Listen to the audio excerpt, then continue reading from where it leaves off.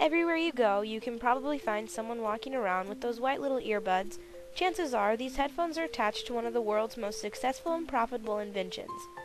As of September 9th, 2009, there have been more than 220 million iPods sold worldwide, making it the most successful and best-selling digital audio series. The person who is mainly responsible for the invention of the iPod is named Tony Fadell. Fadell wanted to develop a small hard drive-based player that would be linked to a content directory where users could legally obtain and download music. In February 2001, after many years of trying to find a company to support his project, he found support with Apple and began working there as a contractor for the soon-to-become iPod. On October 23, 2001, Apple surprised the world with the news of this new product.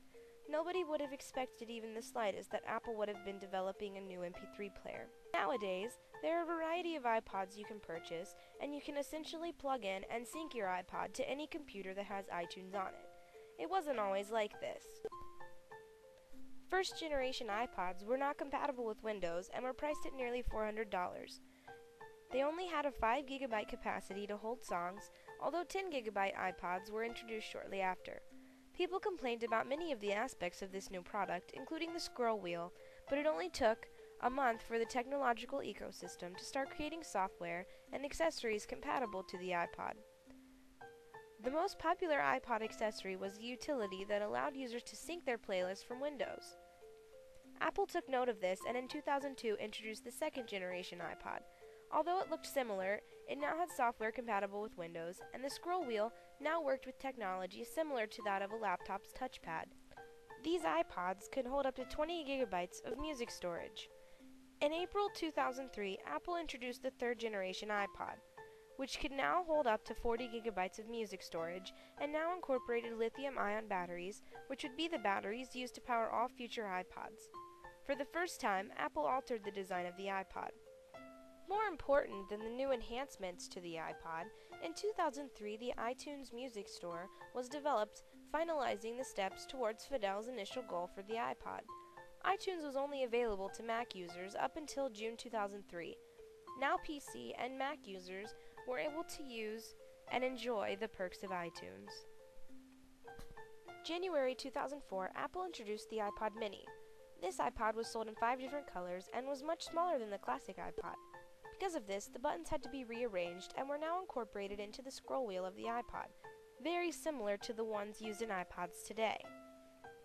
The downfalls to the iPod minis were that they were only able to hold 4 gigabytes of music storage and only had 8 hours of battery life. However, in 2005, they did enhance the iPod mini, and the battery could now last 18 hours and could hold up to 6 gigabytes of music storage. The iPod had been a great success up until this point, but after signing a contract with HP to design the iPod software under the HP brand, iPod sales boomed. This was a good move for Apple because the HP name allowed the iPod to be sold in stores that normally would not carry Apple products, such as Walmart. In 2004, Apple developed the fourth generation iPod, which was more slim than the previous generations of iPods and was significantly cheaper due to the HP software.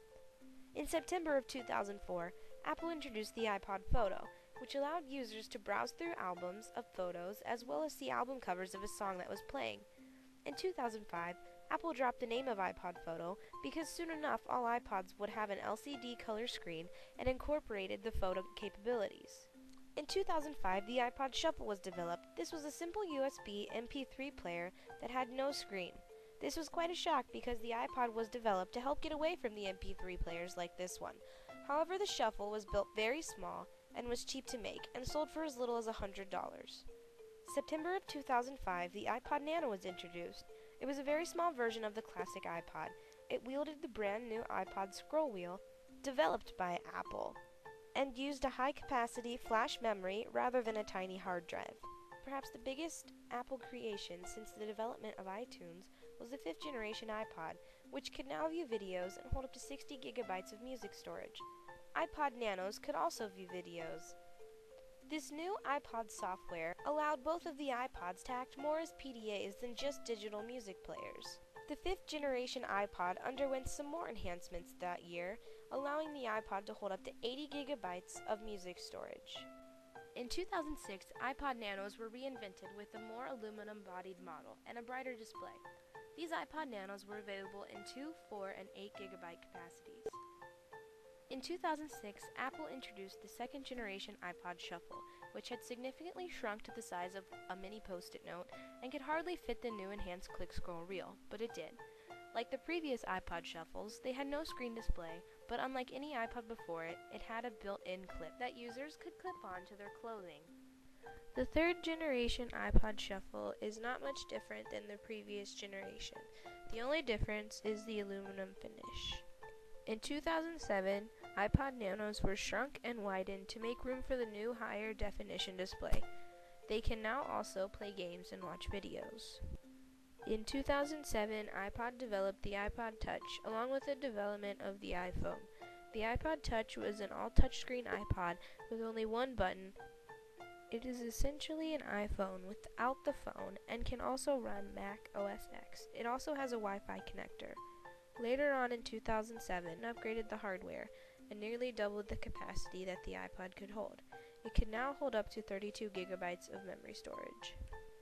In 2007, traditional full-size iPods were given the name iPod Classics, and is the only hard drive-based version of the iPod left. As of September 9, 2008, the whole iPod line was given some upgrades. iPod Classics were upgraded and could now hold up to 160 gigabytes of music storage. The iPod Touch gained a built-in speaker, volume buttons, and also upgraded its software.